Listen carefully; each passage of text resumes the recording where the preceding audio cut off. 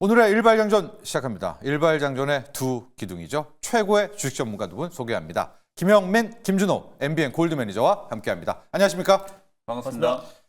자, 당분간 주식시장은 채권 금리, 국채 금리의 눈치를 볼 수밖에 없을 것 같고요. LA 산불 피해가 눈덩이처럼 커지고는 있는데 앞서도 얘기해드렸지만은 미국의 대형 보험사들이 면책을 받는다고 합니다. 어떻게 알고 작년 여름에 다 우리 산불은 커버하지 않는다 이런 이야기가 되면서 책임은 캘리포니아 정부 파산하겠죠. 결국에는 트럼프 2기, 국채 더 찍어낸다, 국채금리 상승 이런 이슈까지 더해지면서 주식시장이 좀 흔들리고 있습니다.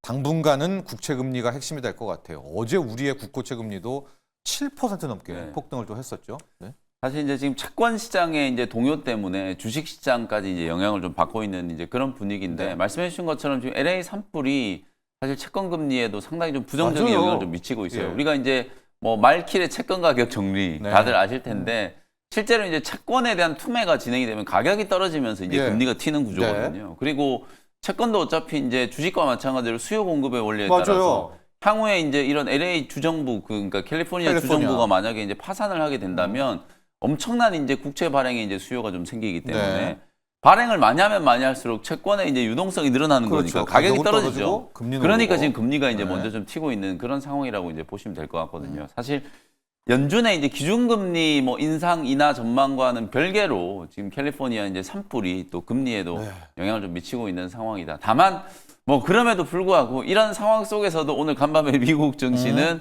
다우지수는 또 0.8%나 이제 반등이 좀 들어왔고 맞습니다. 나스닥 지수도 상당폭 이제 하락폭을 좀 축소를 하고 끝났기 때문에 뭐 오늘 우리 국내 증시도 조금은 안정을 좀 찾지 않을까 뭐 이런 부분들을 또 기대를 좀 해봐야 될 것 같습니다. 네, 맞습니다. 조금 안정을 찾자는 그 이유 중에 하나가 역의 환율이 우리는 떨어지더라고요. 달러 인덱스가 막 110을 가고 그런데 거기에 한번 특히 다우가 살았다는 점을 포인트를 맞춰봤고요.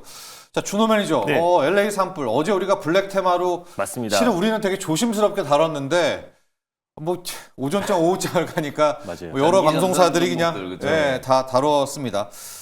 보험사들의 책임을 안 진다 이런 이슈도 좀 있고요. 앞으로의 산불 피해가 여러 가지로 나비 효과가 될 것 같아요. 맞습니다. 일단 뭐 국내 증시도 사실상 전일 이제 전체적인 어떤 섹터는 조정 흐름이 나왔지만 사실상 이제 블랙 테마 관련해서 산불 테마 수혜 섹터들은 좀 강한 모습 보여줬어요. 특히나 이제 전력망 복구 관련해서 전력 인프라 관련된 종목들이 전체적인 상승 흐름이 나와줬는데 일단 장 초반에는 이제 강한 모습 보여줬었고 또 시간 외에서도 결국에 이제 모듈러 주택으로 이제 복구 사업, LA 어떤 이제 재건 사업에 뛰어들 것이다라는 기대감 때문에 시간 외에서는 일제히 또 이제 그 모듈러 주택 관련 종목들이 좀 상승 흐름이 나와줬습니다. 그래서 이 흐름이 이제 저는 뭐 계속해서 지속될 거라 보고 있지는 않지만 그래도 이제 전력 인프라 같은 경우는 지금 미국의 이제 변압기 노후화된 변압기 교체 수요와도 맞물렸고 또 이제 AI 발열 전력난으로 인해서 결국 전력 인프라 관련해서는 속도를 낼 수밖에 없기 때문에 일단 이제 미국향 전력 인프라 관련 종목들은 그래도 우리가 중장기적으로 좀 볼 수 있다고 보고 있지만 일단 모듈러 주택이라든지 아니면 테마성으로 공기청정기 기업들까지도 같이 상승 그건 너무 테마 아닙니까? 나와더라고요. 아무래도 이제 산불이 나다 보면 연기와 재 때문에 실내외 이제 공기가 좋지 못하니까 공기청정기 관련 종목들까지 움직였고 사실 전일 로봇주들이 움직였던 이유도 사실 이제 공기청정기에 들어가는 모터를 공급하는 기업들 중심으로 반등 흐름이 나와줬어요. 뭐 대표적으로 SPG, 뭐 하이젠, 아레나 같은 경우도 로봇 모멘텀도 분명히 있지만 또 이제 공기청정기에 들어가는 모터를 또 공급한다는 이유 때문에 전일도 강한 또 시세가 분출됐다는 점을 놓고 봤을 때 그래서 어제는 시장 자체가 좀 크게 좀 흔들렸기 때문에 오히려 좀 블랙 테마 쪽으로 수급이 좀 쏠렸다라고 보고 있고 오늘 같은 경우는 이제 뉴욕 증시에서도 나스닥이 거의 1.7%까지 조정 흐름이 나와주다가 거의 막판에 거의 다 회복을 한 상태에서 마감됐어요. S&P 500 같은 경우는 양전환에 성공을 하기도 했기 때문에 오늘은 전체적으로 전일 시장 여파로 좀 조정이 나왔던 섹터 중심으로 좀 이제 반발 매수가 유입된다고 했을 때는 그래도 블랙 테마 관련 섹터들은 조금은 오늘 좀 숨고르게 할 가능성이 좀 높다라고 보고 있어서 너무 무리하게 이제 관련된 종목들을 추격 매수하면은 지금은 리스크가 좀 커질 수 있다라는 거를 좀 유념하셨으면 좋겠습니다. 자, 저희 일발장전은요 여러분께 종목을 소개해드리지만은 종목 속에 매크로 지표 이야기, 사회 이슈 이야기, 또 국내 뭐 투자 전략까지도 함께 전해드리니까요. 저희와 계속해서 함께 해주시기 바라고요. 자, 이렇게 좀 흔들리고 뚜렷한 테마가 없을 때는 정부에 돈 들어가는데 정부의 정책을 따라가라 이런 말이 있지 않습니까? 어제 이제 과기정통부가 혼란한 이 전국 속에서도 대규모 투자를 이제 했었던 세 개 분야를 발표를 했습니다. 이제 앞으로 AI와 양자를 양대 축으로 가게 되고 그 가운데에 바이오를 놓는다라고 해서 지금 크게 세 가지 테마를 정부가 제시를 한 겁니다. 바이오, AI, 양자 이제 세 개였어요. 이 양자 이야기는 저희가 조금 이따 해보도록 하겠고 바이오 쪽으로 이제 끌고 가면서 오늘의 영민 매니저 일발이 네. 바이오잖아요. 요 네. 바이오 얘기도 해주시면서 JP모건 헬스케어 한 네. 번 또 우리에 대한 좀 네. 힘 한번 주시고 오늘 가볼까요? 새벽에 이제 JP모건 헬스케어 네. 컨퍼런스가 이제 시작이 시작됐어요. 좀 됐고 뭐 주요 관심 사항은 저희가 이제 뭐 많이 말씀드렸고 많은 투자자분들이 또 어떤 기업들이 거의 한 30여 개 기업 국내 기업들이 이제 참여를 하기 때문에 참가 기업 리스트도 이제 어느 정도 다 공유가 된 상황이라고 이제 맞습니다. 보시면 될 것 같습니다. 그리고 오늘 미국 증시에서 좀 특징이 다우 지수가 오늘 한 0.8% 네. 정도 이제 급반등이 좀 들어왔는데 실제로 다우 지수는 나스닥 지수가 계속 올라가는 동안에도 조정이 먼저 시작됐었어요. 맞아요. 그 다우 지수의 이제 구성 종목 안에 유나이티드 헬스케어 그룹이라든지 뭐 암젠이라든지 암젠. 머크 네. 이런 헬스케어 제약 바이오 기업들이 많이 있다 보니까 거의 이제 트럼프 당선인 이제 당선되고 나서 그 다음에 또 보건복지부 장관으로 이제 케네디 주니어가 주니어고. 이제 인선이 되고 나서 네. 그러고 난 이후에 헬스케어 관련된 종목들이 이제 투심이 아무래도 좀 안 좋아서 이미 선조정을 다 받은 상태였거든요. 네. 그래서 오늘 간밤에는 테크 기업들, 뭐 빅테크 기업들이라든지 기술주들이 전반적으로 부진한 상황에서 유나이티드 헬스케어 그룹이 거의 한 4% 가까이 네. 급등을 좀 했고, 암젠, 뭐 이런 이제 제약 바이오 기업들이 대부분 다 상승을 하면서 이제 다우지수 이제 견인을 좀 했다. 네. 아마도 뭐 많이 빠져 있었기 때문에 반발 매수가 좀 들어온 측면도 있을 거고, 말씀해줬던 것처럼 JP모건 헬스케어 컨퍼런스 이제 시작과 관련된 맞습니다. 기대감도 좀 네. 있지 않을까 이런 생각이 좀 들기 때문에 오늘 저는 최근에 이제 조금 다시 주목받고 있는 제약 바이오 기업들 중에서 뭐 네. 작년에 이제 10월 달에 신규 상장한 종목인데요. 셀비온이라는 기업을 소개를 조금 해드려 보도록 하겠습니다. 셀비온. 네. 네. 요 종목도 이제 요즘에 이제 또 뜨고 있는 방사성 치료제를 이제 예, 개발하는 예. 기업이에요. 뭐 JP모건 헬스케어 컨퍼런스에 참가한다라거나 그런 기업이 아니거든요. 아니네요. 제가 예. 일부러 참가 기업이 아닌 기업 중에 네. 이제 종목을 선정을 네. 해왔어요. 너무 네. 이제 이게 JP모건 헬스케어 컨퍼런스 시작한다라고 하면 여러분들 이걸 또 단기 테마로 보시고 네. 거기 뭐 참가하는 기업이라든지 또 참가해서 뭐 빅딜을 한다라든지 TP하는, 뭐 네. 그런 기업들만 여러분들이 네. 좀 주목을 좀 하실까봐 어쨌든 업황 전체적으로 봤을 때 뭐 케네디 주니어 이제 보건복지부 장관이 이제 임명한 거는 결국 제약바이오 업계의 이제 혁신의 이제 신호탄이다. 네. 개혁과 혁신 그리고 FDA도 이제 개혁을 좀 하게 될 거기 때문에 그런 개혁을 하는 과정에서 오히려 이제 빅파마들이 국내 이제 바이오테크나 플랫폼 기업들의 주목을 굉장히 좀 많이 할 수 있는 가능성을 제가 이제 지속적으로 설명을 좀 드렸었고 네. ADC라든지 뭐 GLP-1 이쪽 분야는 JP모건 AI, 헬스케어 컨퍼런스가 아니더라도 올해 맞죠. 1년 내내 네. 관심을 계속 좀 가져야 되는 부분이고 또 그런 부분 중에 하나가 방사성 의약품이기 때문에 과거에 여러분들이 아시겠지만 이 항암 치료 자체가 원래는 이 방사성으로 시작을 했던 거예요. 그렇죠. 우연찮게 이제 이 방사성을 이제 쬐는 환자가 암이 치료되는 걸 보고 초창기 때는 이 아주 높은 밀도의 이제 방사선을 쬐가지고 네. 암은 치료가 되는데 네. 결국 다 피폭돼가지고 죽이죠. 사람이 네. 나중에 죽어버리잖아요. 예. 이제 그런 부작용이 발견되기 전까지는 항암 치료의 가장 혁신적인 방법이 이제 방사선 네. 치료제였는데 이 피폭에 대한 이제 우려들을 이제 과학적으로 이제 어느 정도 입증을 하고 난 이후에는 굉장히 좀 정밀하게 농도 조절을 해가지고 예. 방사성에 이제 피폭이 되지 않게 치료제를 이제 쓰는 거. 그게 이제 핵심적인 이제 기술이라고 보시면 될 것 같거든요. 셀비온도 이제 그런 측면에서 강점을 이제 가지고 있는 기업이다라고 보시면 될 것 같아요. 예. 동일한 이제 리간드의 치료용과 이제 진단용 동위원소 모두를 이제 치환할 수 있기 때문에 활용도가 굉장히 좀 높고 지금 우리나라에서 이제 퓨처캠이라든지 셀비온과 같은 이런 기업들이 있는데 모든 기업들이 거의 대부분 다 치료제를 만든과 동시에 진단제를 같이 만들고 있거든요. 그게 진단까지. 이제 네, 맞습니다. 아. 진단과 이제 치료를 네. 동시에 이제 만들 수 있는 이제 기능이 있다. 이렇게 이제 보시면 될 것 같고 MS 리간드를 이제 기반으로 방사성 신약 후보 물질을 이제 개발하는 기업이고요. 셀비온의 대표적인 파이프라인도 결국은 이제 전립선암 치료제, 그렇죠. 퓨처캠하고 굉장히 좀 유사하다. 이 퓨처캠은 이제 글로벌 임상 이상을 진행을 하고 있고 셀비온 같은 경우에는 국내 임상 이상을 진행을 하고 있는데 39명을 대상으로 이제 임상을 진행한 결과 중간값 이제 중간 결과 이제 객관적 반응률이 47.5%가 나왔어요. 네. 우리가 이제 전립선암 신약하면 이제 플루빅토 워낙 많이 얘기를 해가지고 플루빅토. 다들 이제 아실 텐데 노바티스의 이 플루빅토가 객관적 반응률이 29.8%거든요. 네. 근데 한 30%가 조금 못 되는 요 정도 이제 객관적 반응률을 가지고 지금 전립선암 치료제 1차 치료제로 이게 활용이 좀 되고 있는데 오히려 중간 이상 결과를 놓고 보면 47.5%니까 지금 셀비온이 훨씬 더 객관적 반응률이 높다. 이렇게 이제 보시면 치료 효과가 훨씬 더 높다라고 보시면 될 것 같고 안정성 측면에서도 제가 이제 계속 말씀드린 우리가 최근에 이제 GLP-1 같은 경우에는 약물이 천천히 방출돼서 오랜 시간 동안 지속이 되어야 일주일에 한 번 주사 맞는 걸 한 달에 한 번 주사 맞는 걸로 이제 바꿀 수 있다라고 말씀드렸잖아요. 근데 이거 지금 방사선 치료제는 반대예요. 몸속에서 빠르게 체내에서 이제 방출이 좀 돼야 방사선 수치는 낮아지고 치료 효과는 높아지기 때문에 그게 또 하나의 이제 기술력이라고 보시면 될 것 같거든요. 그래서 셀비오는 안전성 측면에서 약물이 이제 체내에서 가장 빠르게 방출이 좀 되고 방사선 수치는 낮추면서 여러 가지 이제 독성의 문제, 방사선 피폭에 대한 문제를 해결하고 있다. 이렇게 이제 보시면 될 것 같습니다. 그래서 빠르면 올해 4분기 중에 임상 이상 이제 결과를 이제 완료를 좀 하고 국내에서는 긴급 사용 승인의 이제 방식으로 승인을 받고 이제 국내 이제 품목 허가를 받고 이제 매출을 기대를 좀 하고 있는 상황이고요. 2026년에는 매출액이 한 370억 정도, 그리고 2027년에는 430억 원 정도의 이제 매출액이 기대되고 있는 상황이다. 이렇게 보시면 될 것 같습니다. 그리고 대부분 이제 이런 유형의 이제 기업들이 임상 이상을 이제 진행하고 나서 빅파마들과의 이제 좀 협상을 진행하면서 기술 이전하는 기업들이 많아요. 왜냐하면 3상까지 가고 또 글로벌 임상 진행하려면 굉장히 많은 비용들이 좀 들기 때문에 그런 비용에 대한 문제를 좀 해결하기 위해서 임상 이상이 진행되는 과정에서 글로벌 제약바이오 기업들하고 기술 수출에 대한 이제 논의가 진행될 수 있는 가능성도 좀 높다. 그런 측면을 한번 주목을 해보시면 될 것 같습니다. 차트 보면서 이제 가격 전략 설명 좀 드리도록 할게요.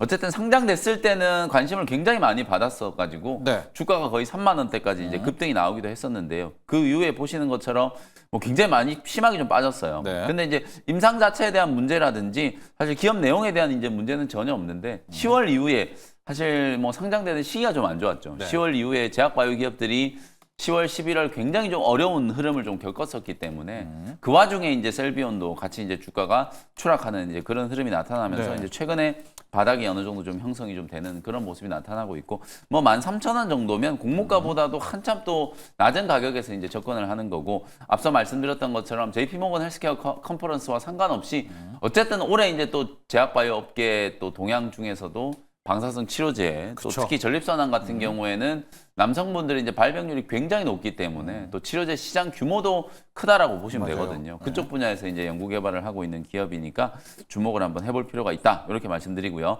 어제 종가 이제 13,300원 정도를 매수 가격으로 말씀드리고 1차 목표가는 16,000원 정도 한번 잡고 딱 직전 고점 지난 12월 달에 이제 고점 만들었던 자리가 16,000원대거든요. 그 정도 수준까지 기술적인 반등을 한번 공략을 좀 해보는 거고 손절가는 11,000원 정도로 가격 전략 참고하시면 되겠습니다. 좋습니다. 오늘 영민 매니저는 뭐 어제 과기부에서 3대 테마 바이오, 양자, AI였잖아요. 바이오와도 상관이 좀 있는 셀비온입니다. 방사선 치료제 또 진단까지도 함께 하는데 전립선 관련한 치료제가 퓨처캠과 함께 이제 양대 산맥으로 열심히 노력을 하고 있고 이 전립선이 체크도 어려워요. 이게 MRI라든가 이게 CT도 잘 안 나옵니다. 그렇죠. 이게 진단도 어려운 분야가 전립선 관련 질환이거든요. 치료도 어렵지만 그래서 앞으로 이 전립선 쪽의 치료제 시장도 굉장히 밝다. 그런 쪽에서 셀비온 테마 한번 살펴보시면 될 것 같고요. 자, 셀비온입니다. 주변이죠. 붙이기 종목이 있을까요? 저도 지금 당장 지금 열린 JP모건 헬스케어 관련 수혜 종목보다는 오히려 좀 이제 올해 6월까지도 쭉 모멘텀이 있는 생물보안법 통과 기대감. 작년에는 불발이 됐는데 연내에는 통과 기대감이 여전히 살아있는 상태고요. 그러다 보니까 바이넥스라는 기업을 오늘 탑픽 종목으로 한번 붙여볼 텐데 아무래도 이제 경영을 하는 우시바이오로직 CEO가 가장 지금 제일 체감적으로 잘할 거 아니에요. 그래서 전 세계적 테크 기업들이 잇따라서 중국 기업들을 배제하고 오히려 국내 기업인 바이넥스나 또 아니면 에스팜 같은 중소형 CDMO 기업들과도 계속해서 공급 계약 체결하고 또 삼성바이오로직스가 그 혜택을 볼 가능성이 굉장히 높은데 이미 지금 많은 사업부와 이제 공장을 매각을 하고 있고요. 또 최근에는 머크사의 아일랜드에 있는 백신 생산 시설을 또 매각을 했어요. 5억 달러로 매각해서 우리 돈으로 한 7,400억 수준으로 이제 매각을 하면서 잇따라서 지금 사업을 계속 축소하고 있는 모습입니다. 그래서 결국에 지금 세물보안법은 통과는 저는 뭐 시간 문제다라고 좀 보고 있고 이미 지금 중국의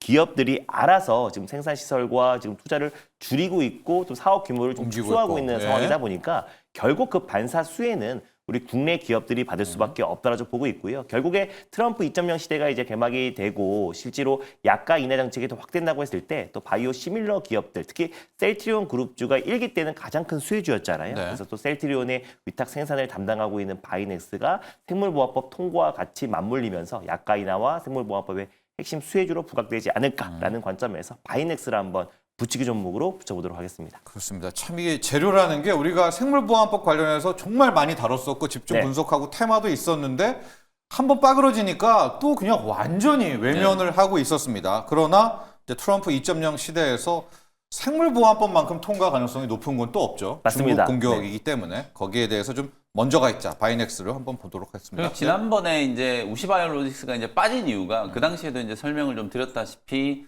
사실 뭐 중국 기업들을 이렇게 이제 또 붐업해주기 위한 게 아니라 이미 미국 기업들이 우리가 보통 이제 CMO, CDMO 기업들 계약하는 걸 보면 뭐 3개월, 6개월 이렇게 계약하지 않아요. 맞아요. 네. 막 최소 2년, 3년 이렇게 장기 계약을 체결을 하기 때문에 이미 우시바이오로직스하고 계약을 체결해 놓은 미국의 바이오 기업들이 굉장히 많은데 네.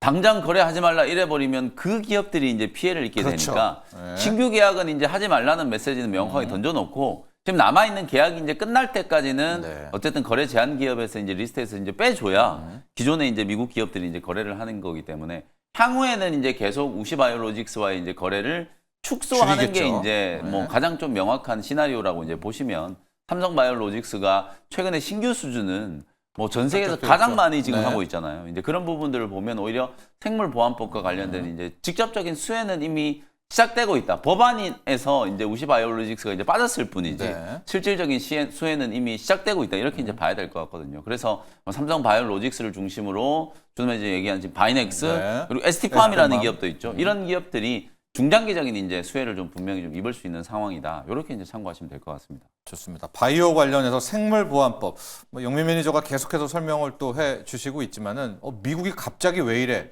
실은 미국 자국의 이익 때문입니다. 자기들이 대형제사랑 우시바이오랑 네. 한 계약들이 있고 네. 먹어 살려야 되니까 그거 할 때까지 끝날 기다렸다가 때까지. 네. 축소하고 이제 탈바꿈하려고 이제 그래서 아직까지 통과를 안 시키고 있는 거고요. 그 과정 속에서 뭐 우리 삼바 네. 바이넥스, ST팜 쪽은 그 네. 물량을 따먹어 오면 된다. 네. 이렇게 정리를 하시면 될 것 같고요.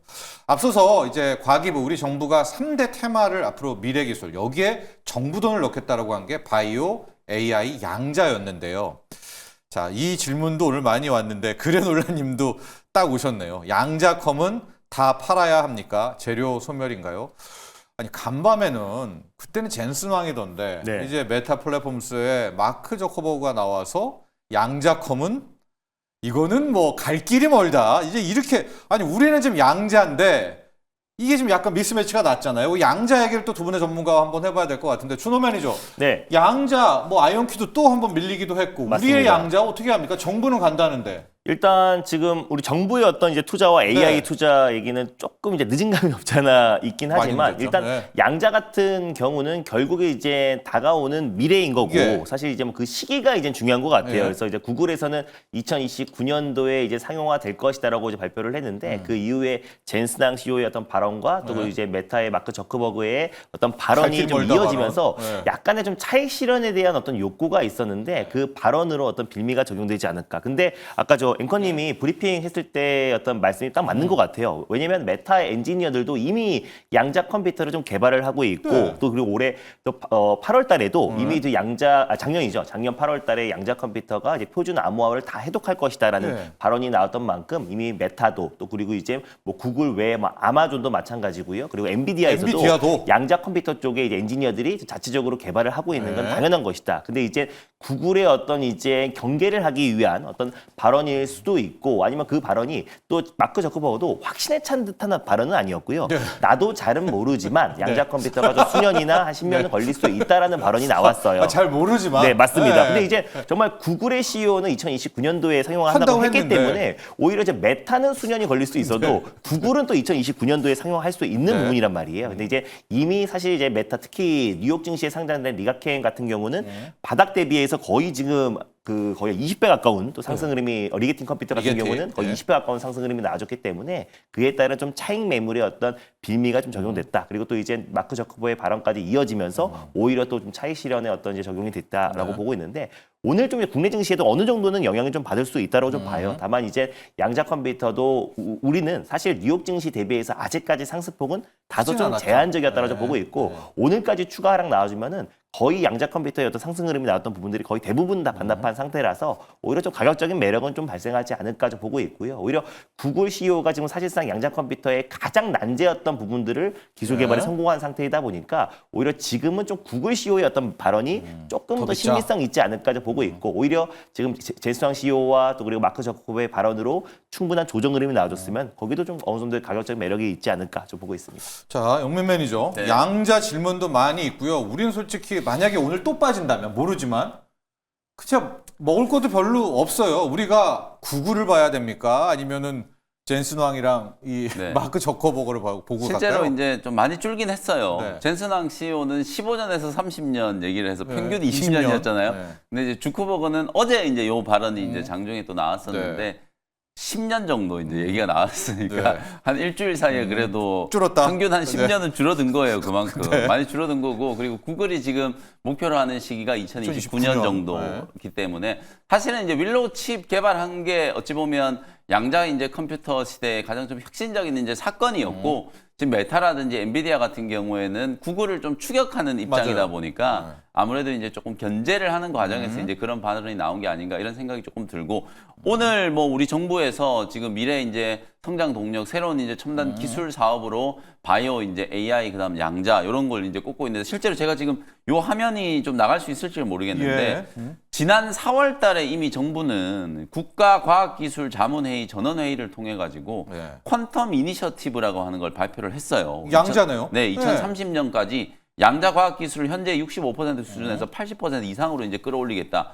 9대 중점 기술 중에 이제 4대 추진 전략으로 퀀텀 이니셔티브를 있겠다. 이제 발표를 예. 이미 했거든요. 그러니까 우리 정부가 사실 최근에 뭐 다른 게 너무 또 이슈가 돼가지고 사실 정부 또 각 부처에서 이제 추진하고 있는 이제 이런 일들이 다 묻혀서 좀 아쉽긴 합니다만 어쨌든 지난 4월부터 이미 양자 쪽에 대한 이제 굉장한 좀 강조를 많이 하고 있다라는 거예요. 그 예. 퀀텀 이니셔티브 내용을 한번 보시면은 단기 로드맵부터 해서 중장기 로드맵까지 이제 다 포함이 되어 있고 실제로 지금 미국, 중국을 포함한 패권 국가들 입장에서는 양자를 이제 AI 다음에 새로운 이제 패권 기술이 이제 될 거기 때문에 맞아요. 굉장히 많은 투자를 네. 하고 있어요. 그래서 실제로 올해 예산, 뭐 사상 처음으로 이제 가맹 예산이 이제 통과된 상황인데 올해 예산에도 양자 관련된 부분에 이제 R&D 비용이 2천억 원 가까이 지금 살았습니다. 포함이 지금 되어 네. 있는 상황이거든요. 그래서 정부는 사실 뭐 미국이나 중국에 비해서는 좀 뒤처지긴 했습니다만 이미 지난 4월부터 양자와 관련된 부분들 육성을 하기 위해서 중점 이제 추진 과제로 이제 실행을 좀 하고 있는 상황이고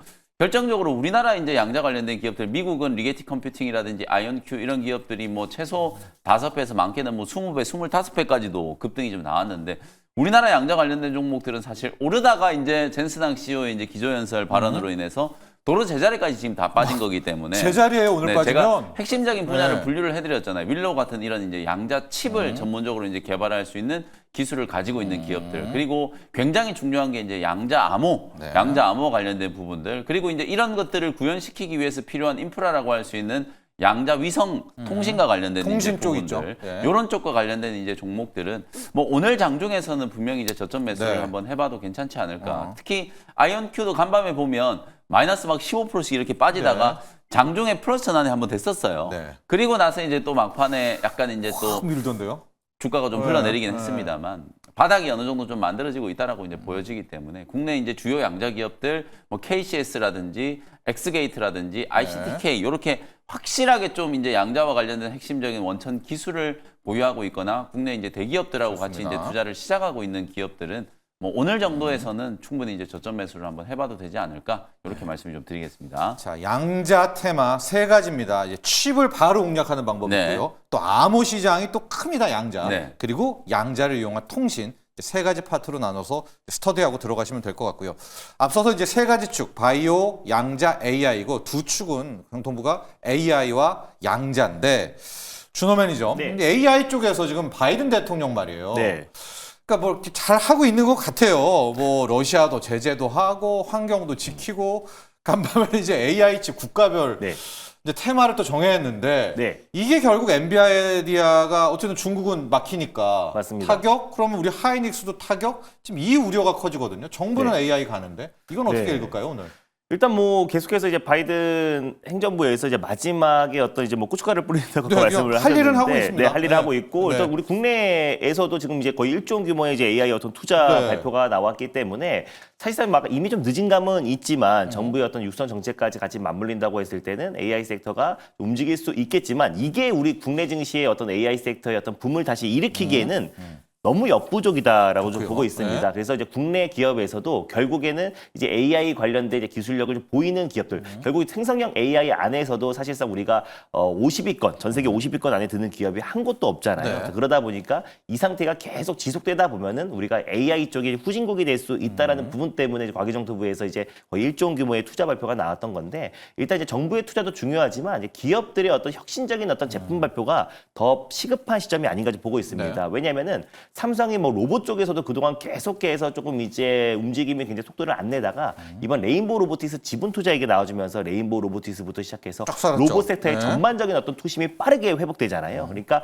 오히려 정부의 역할도 중요하지만 오히려 좀 기업들이 지금부터는 좀 앞서서 속도를 좀 내야 될 시점이 아닌가 좀 예. 보고 있습니다. 그래서 결국에 AI 좀 소프트웨어 쪽에서 지금 이제 국내 기업들이 잇따라서 뭐 삼성도 그렇고 지금 현대차도 마찬가지고 네. 오히려 지금 글로벌 이제 엔비디아와 어떤 협업을 하는 모습이잖아요. 오히려 이런 부분들이 훨씬 더 좀 긍정적으로 볼 수 있는 게 애플 같은 경우도 자체적으로 AI 개발을 하다가 오히려 지금 엔비디아 챗 GPT와 같이 접목시키면서 오히려 아이폰 16을 또 출시를 했다는 점을 놓고 봤을 때 네. 우리 국내 기업도 오히려 자체 개발도 중요하지만 지금 사실상 뭐 생성형 AI 부분에서는 1등과 지금 2등의 격차도 너무 많이 크게 벌어져 있는 상태여서 네. 지금 이젠 AI도 생성형 AI나 영성 AI 쪽으로 지금까지 속도를 낸다고 하더라도 너무 시간이 오래 걸릴 수 있다고 좀 보고 있습니다. 그래서 오히려 뭐 엔비디아나 아니면 마이크로소프트 그리고 오픈 AI 같은 기술력이 이미 검증된 기업들과 어떤 협업을 통해서 우리가 그 외적으로 또 이제 자체적인 개발을 해 나간다고 했을 때는 더욱더 좀 폭발적인 또 이제 그 붐이 다시 한번 불러일으키지 않을까 좀 보고 있고요. 그래서 오늘의 어떤 이제 과기정통부의 어떤 투자 발언은 사실 국내 AI 섹터의 어떤 큰 영향은 좀 제한적이지 않을까 좀 보고 있습니다. 그렇습니다. 솔루션, 소프트웨어 쪽 참 집중받고 한번 테마도 하고 실적도 찍혔다가 아마 큰 지금 국채금리 때문에 미국에 전반적으로 좀 타격을 받고는 있지만은 뭐 소프트웨어, 솔루션 쪽은 늘 킵해 놓고요.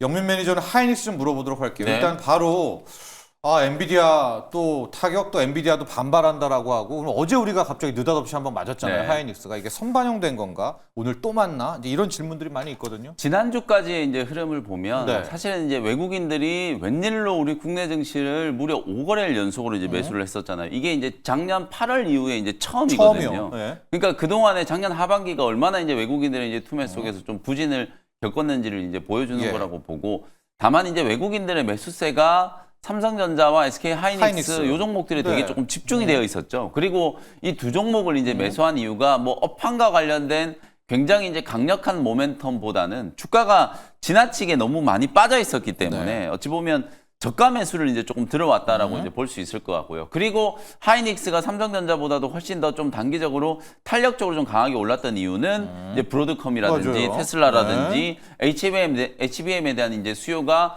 더 늘어날 가능성이 늘어난다. 높다. 다만 올해까지는 어쨌든 주력 매출 품목이 HBM3E고 그리고 이제 SK 하이닉스가 아무리 지금 브로드컴이라든지 테슬라에 공급을 하고 싶어도 사실 엔비디아가 원하는 이제 수량을 맞춰주는 것도 지금 생산 캐파를 감안했을 때 좀 버겁다. 그래서 HBM4 공급에 대한 이슈는 어찌 보면 진짜 정말 빨라야 올해 4분기 네. 혹은 이제 내년 이제 이슈가 될 거기 때문에 앞으로 이제 중장기적으로 이제 HBM 시장이 계속 좀 성장하겠다라는 거에 대해서는 좀 방점을 좀 둘 수는 있겠습니다만 네. 단기적으로 봤을 때는 이제 주가가 조금 이제 빠르게 회복이 좀 된 측면도 없지 않아 있기 있어서. 때문에 네. 어저께 또 외국인들이 금리 이슈 부각되고 도로 다시 팔아버리니까 또 하이닉스하고 네. 삼성전자를 또 굉장히 많이 팔았어요. 그 와중에 많이 올랐던 이제 SK 하이닉스가 실은 지난 금요일도 갭상승 출발해가지고 21만 원을 뚫었다가 이제 음봉 조정 받고 어제까지 이제 하락을 했으니까 이틀간의 이제 조정이 분명히 좀 들어온 거거든요. 다만 이제 오늘은 기술적으로 저는 다시 20만 원 회복 시도가 나타날 트라이. 거라고 보고 엔비디아도 장중에 이제 개파락을 네. 한 3~4% 정도 개파락 출발을 했다가 낙폭을 줄이고 이제 양봉 전환을 하면서 이제 끝났거든요. 주요 반도체 기업들이 연초에 반발 매수로 인해서 강하게 상승하고 난 이후에 저는 뭐 기술적인 조정은 충분히 어제까지 이제 좀 가격적으로 받았다. 그래서 오늘 한 19만 원대가 지지가 좀 되면 네. SK 하이닉스도 아마 이제 장중에는 조금은 흘러내릴 수는 있어도 중국 때문에. 네, 양봉 네. 전환에 대한 이제 시도가 충분히 나타날 수 있을 거라고 보고 아직까지는 여러분들 레거시 디램 이슈는 좀 시간이 좀 걸릴 거예요. 걸린다. 디램 가격 상승에 대한 이제 포인트는 분명히 시간이 좀 걸릴 거기 때문에 레거시 쪽보다는 어쨌든 HBM과 AI 반도체 쪽 이슈를 계속 좀 추적을 좀 해 나가야 된다. 단기적인 이제 뭐 주가 조정에 너무 흔들리지 마시고 AI 반도체 쪽은 중장기적인 전략으로 올 한 해를 이제 좀 염두를 좀 해두시면서 대응 전략을 좀 세우시는 게 좋을 것 같다. 이렇게 진단을 좀 해드리겠습니다. 좋습니다. SK 하이닉스도 봤어요. 오늘 지금 떠나는 바이든 태클 걸면서 중국 강력 반발한다. 뭐 중국 참지 않는다. 뭐 뉴스 나오고 있는데 일단은 오전장에 한번 추이를 보죠. 네. 흘러내리는지 아니면 어제가 선반영한 건지를 한번 체크를 해보면 될 것 같고요. 우리 비타민님이 오늘 로봇은 쉬어갑니까? 조정 시 매수 유효한지도 궁금합니다. 자, 리뷰 종목을 저희가 하나씩 준비를 했습니다. CMS를 가면서 로봇 쉬어가나요? 매수 전략, 투자 전략. 먼저 영민 매니저, CMS 가볼까요? 네. CMS는 어저께 소개를 해드렸던 종목이고 사실 이제 어제 CMS는 SK텔레콤이 이제 지분을 가지고 있는 것도 있고 현대차와의 이제 거래 관계나 뭐 그거죠. 이런 것들을 이제 감안을 해서 소개를 좀 해드렸었는데 어제는 또 CMS도 CMS지만 하이젠 R&M이나 네. 뭐 SPG 같은 이런 감속기, 모터. 액추에이터 결국에는 어제도 우리 로봇 기업들이 뭐 아까 준호 매니저가 이제 서두에 뭐 LA 산불 이슈도 좀 네. 얘기를 좀 해주셨지만 대기업들이 결국 눈독 들일 만한 이제 기업들 M&A. 결국은 이제 저는 한종희 부회장이 그 한 발언이 꼭 로봇 사업뿐만 아니라 국내 이제 미래 성장 섹터의 모든 사업 분야에 다 적용이 된다라고 보는 게 패스트 팔로워. 네. 이미 우리나라는 중국 미국에 굉장히 많이 지금 뒤떨어져 있는 상황이에요. 로봇 기술도 그렇고 AI와 관련된 기술, 뭐 양자 쪽도 말할 것도 없고요. 미국, 중국이 이제 이 패권 경쟁을, 기술 경쟁을 하고 있는 상황에서 우리 국내 기술이 많이 좀 뒤처진 게 이제 사실이기 때문에 오히려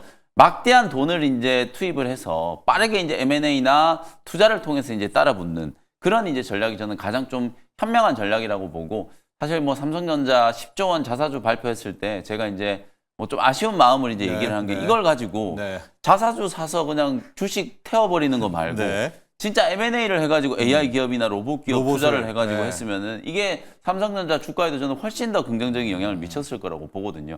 앞으로 이제 그런 시도들이 이제 많이 진행이 좀 되면 로봇이나 AI와 관련된 국내 기업들도 그런 이제 투자에 대한 낙수 효과로 인해서 이제 생태계가 조금 더 공고해질 수 있는 상황이기 때문에 로봇 기업들은 철저하게 이제 대기업들의 어떤 지분 투자와 M&A 이슈 네. 여기에 이제 좀 집중을 하실 필요가 있다. 뭐 CMS도 이미 SK텔레콤의 지분 투자를 이제 받고 있는 기업이기 때문에 네. 당분간은 그 이슈로 로봇 기업들의 이제 상승세가 좀 이어질 가능성이 높다. AI 기업들도 어제 상대적으로 로봇 기업들과 맞아요. 마찬가지로 지수는 급락했지만 견조하게 좀 잘 버텼거든요. 결국 이게 투자에 대한 모멘텀이 좀 살아있기 때문이다. 이렇게 이제 보시면 되겠습니다. 두 종목 가격 그냥 전략 한번 보죠. CMS도 봐야 되고 뭐 SPG도 보죠. 네, 꼬리가 네. 조금 달리긴 했습니다만 뭐 3만 원 이상까지도 저는 충분히 갈 수 있다라고 보고 목표가 3만 원 그대로 좀 유지를 하면서 보유 전략 말씀드리도록 하고요. SPG야말로 뭐 지금 대기업들의 M&A. 이제 M&A 네. 특히 뭐 지금 감속기 쪽은 점유율 1등 기업이기 때문에 맞아요. 뭐 현대차 그룹이 됐건 삼성 그룹이 됐건 뭐 LG 그룹이 됐건 어쨌든 지분 투자에 대한 이제 가능성이 가장 좀 높은 기업 중에 하나가 SPG라고 이제 보여지거든요. 네. 그래서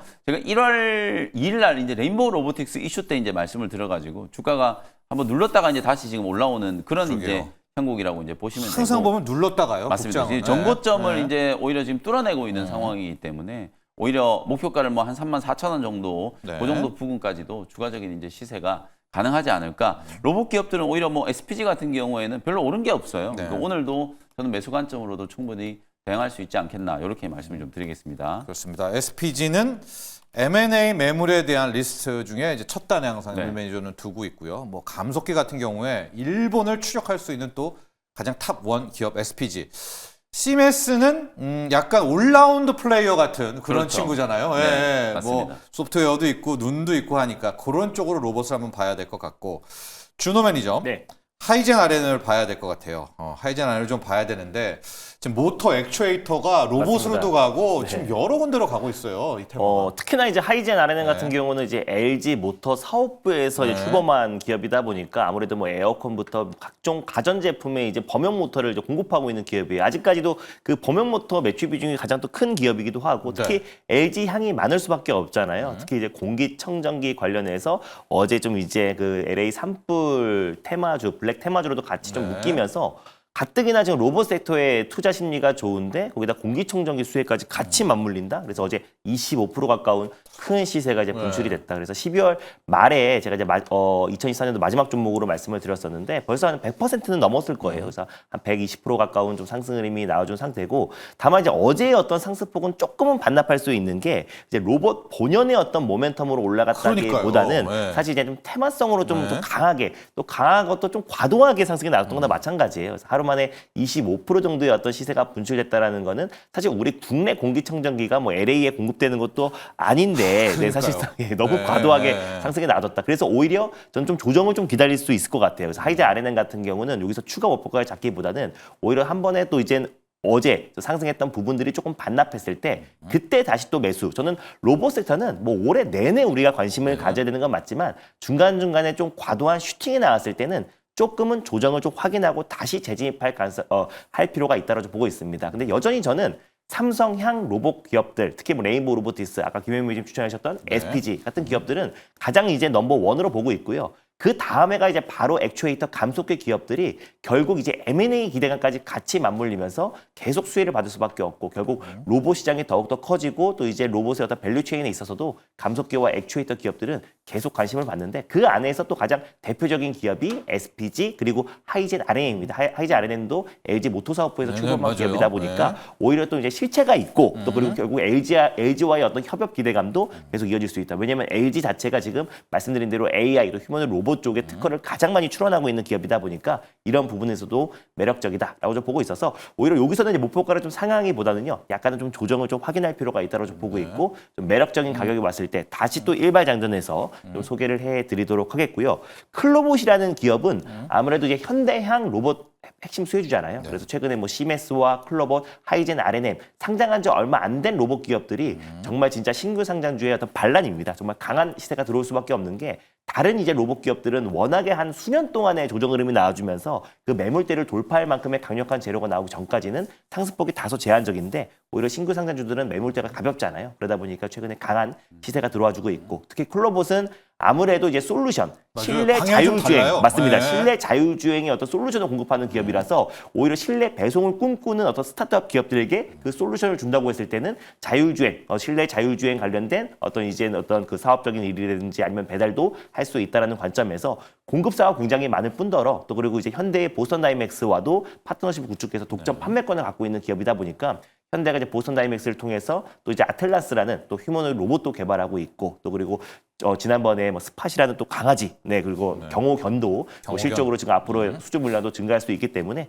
그 부분을 이제 국내에서 보스턴 다이맥스와 협업하고 있다는 점에서 현대의 어떤 로봇 시장 성장과 클로봇은 함께한다라는 것도 참고하셨으면 좋겠습니다. 요거는 목표가를 좀 상향해 보도록 할게요. 그래서 클로봇 같은 경우는 얘 또한 마찬가지로 공모가가 13,000원이기 때문에 저는 13,000원은 충분히 돌파 가능하다라고 보고 있어서 14,000원으로 목표가를 좀 상향하면서 봐보도록 하겠습니다. 좋습니다. 하이젠 RNM 같은 경우에는 어제의 폭등은 약간 결이 다르다.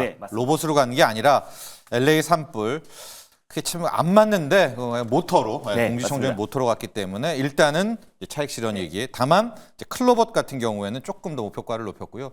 자, 로봇도 이제 공부를 많이 해야겠습니다. 옛날 로봇 투자할 때는 뭐 액추에이터, 감속기 이렇게 공부를 해야 되는데 시메스 같이 올라운드 플레이어 나오죠. 클로봇은 또 로봇 소프트웨어예요. 맞아요. 솔루션이에요. 맞습니다. 그러니까 이러니까 참 공부해야 될 게 많다. 로봇도 무궁무진하다 이런 생각을 좀 해보면서 자, 준호 매니저. 네. 오늘의 일반은 어디를 향합니까? 오늘의 일반은 역시 소프트웨어다라는 소프트웨어다? 관점에서 예. 네, 오늘 현대오토에버라는 어떤 기업을 오랜만에 한번 들고 와봤습니다. 네. 현대차의 유일한 소프트웨어 상장사다라고 보시면 될 것 같고요. 그래서 결국에 어떤 침체와 어떤 산업이 조금은 후퇴할 때 가장 이제 강력한 전략은 투자예요. 네. 현대차가 이제 올해만 24조를 투자한다, 내수에 투자하겠다고 밝혔고요. 거기에 핵심은 연구 개발에 한 11조 5천억을 투자를 하고 그리고 생산 시설과 경상 투자에 한 12조. 그러니까 대부분의 어떤 이 R&D 비용은 결국 소프트웨어에 집중된다라고 보시면 될 것 같고요. 특히 또 엔비디아와 또 이제 현대가 결국에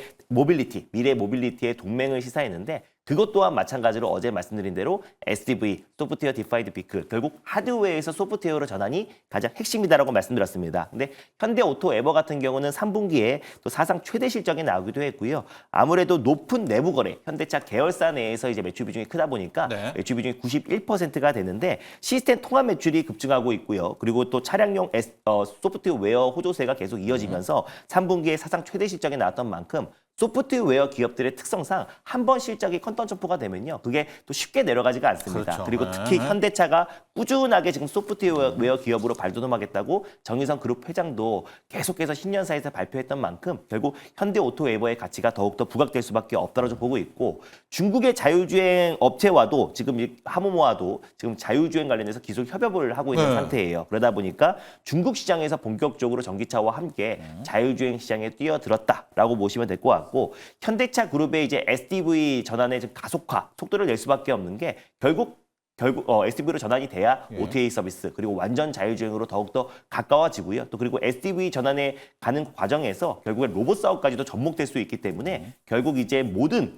자동차가 소프트웨어 전환이 돼야지 결국에 모든 자동화와 그리고 또 이제 로봇 사업까지도 확대될 가능성이 높다라고 좀 보고 있습니다. 그래서 2025년까지 소프트웨어를 공개하고 양산차는 2026년까지 전차종에 적용을 하겠다라고 계획을 발표했고요. 그리고 이제 현대오토에버 같은 경우는 뭐 에이다스 소프트웨어뿐만 아니라 차량 가상 검증 플랫폼을 개발하고 있고 또 BMS 배터리 매니지먼트 시스템 소프트웨어를 자체적으로 개발하고 있는 기업이 바로 현대오토에버입니다. 그래서 네. 뭐 지난번에 열폭주를 이제 감지하는 BMS 정확도만 높이면 2일 전에 벌써 화재를 미리 경보한다라고 해가지고 네. 오히려 가장 현실적인 대안으로 떠올랐던 게 BMS였는데요. 현대차 내에서도 현대오토에버가 개발하고 있다라고 보시면 될 것 같고 앞으로 현대차가 이제 SDV 전환에 있어서 가장 중추적인 역할을 할 수 있는 게 유일한 상장사는 현대오토에버고 매출도 빠르게 급부상하고 있기 때문에 올해도 매출이 충분히 기대가 된다는 관점에서 현대오토에버를 탑픽 종목으로 가져봤습니다. 좋습니다. 현대오토에버 소프트 디파인드 비클 SDB의 천병이고 자율주행하면은 네. 현대오토에버고 맞습니다. 그러나 지금 주가만 네. 우리의 마음을 답답하게 하고 있습니다. 맞습니다. 가격 전략을 보도록 하겠습니다. 이렇게 네.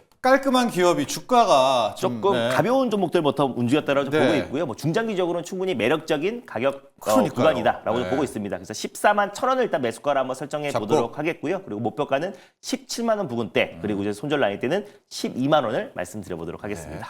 주변에 현대오토에버를 나는 장기 투자한다 이런 분들 많거든요. 준호 매니저 짧게 한마디 해주신다면 네. 됩니까? 괜찮습니까? 돈 버는 승리한다 네. 라고 그 말씀드리고 정도 싶었어요. 기업이다? 네, 그 정도 예. 기업이에요. 네. 알겠습니다. 현대오토에버까지 갔고 이 이슈를 좀 가야 될 것 같아요, 영민 매니저. 바이오 네네. 쪽인데 인벤티지 랩 관련한 질문도 많이 있고 아마 유상증자 요익 때문에 오늘 질문 많으신 것 같은데 앞에 보면 삼자 배정 유상증자거든요. 네. 이거 한번 해석해 주시죠. 어제 인벤티지랩이 이제 장 끝나고 나서 네. 이제 3자 배정 전환 사채하고 3자 배정 유증 공시가 유증 나왔어요. 공시가 나왔어요. 총 한 148억 원 정도 규모. 전환 사채 48억, 이제 3자 배정 유증은 100억 원. 네. 이제 목적은 운영 자금 플러스 GMP 이제 공장 설립을 위한 이제 거다. 시설 자금이 이제 조달 목적이었기 때문에 이제 인벤티지랩도 뭔가 상업화를 준비하는구나. 이게 펩트론하고 스토리가 너무 유사하잖아요. 네. 물론 이제 펩트론은 유증을 했지만 그렇죠. 인벤티지랩은 3자 배정 이제 유증을 통해서 뭐 당분간 뭐 주수 가치 희석에 대한 부분들은 크게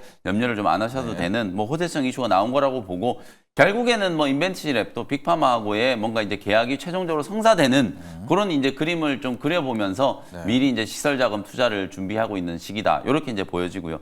뭐 호재성 이슈가 나오면서 오늘 뭐 한 21,000원 정도 수준에서 이제 출발을 할 것 같은데 네. 약간 기술적으로 보면 요 21,000원짜리가 기술적인 좀 저항이긴 하거든요. 그래요? 매물대가 이제 많이 눌려 있는 구간이라서 요걸 뚫고 나면은 이제 25,000원까지는 한번 올라갈 수 있을 것 같다. 그리고 지금 또 JP모건 헬스케어 컨퍼런스가 있죠. 어쨌든 시작됐잖아요. 뭐 GLP-1 질병. 이슈가 또 계속 좀 지속될 가능성이 좀 높기 때문에 그 두 가지 호재로 상단을 한번 뚫어주기를 기대를 좀 해보도록 하겠습니다. 네.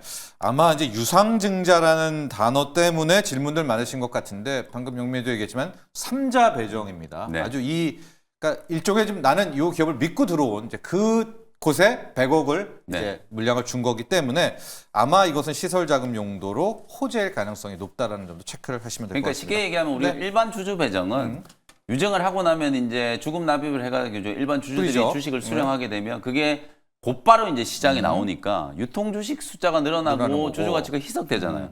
근데 이제 삼자 배정 유증이나 이렇게 삼자 배정 전환세채 발행하면 최소 이제 보유의 수가 1년 정도 있죠. 이제 있기 때문에 그 1년 동안에는 새로운 이제 주식이 상장돼 가지고 시장에 풀릴 가능성이 그렇고. 없기 때문에 그런 부분들을 봤을 때는 이제 삼자 배정 유증은 개인 주주분들 입장에서는 악재가 아닌 이제 그렇죠. 호재로 받아들일 수 있는 재료다라고 보시면 되겠습니다. 또 그 돈은 시설 그렇죠. 자금이나 시설 자금 쓸 수가 투자를 있기 하게 되는 때문에 거고요. 투자금으로 활용될 수 있기 때문에 그렇게 체크를 하시면 될 것 같아요.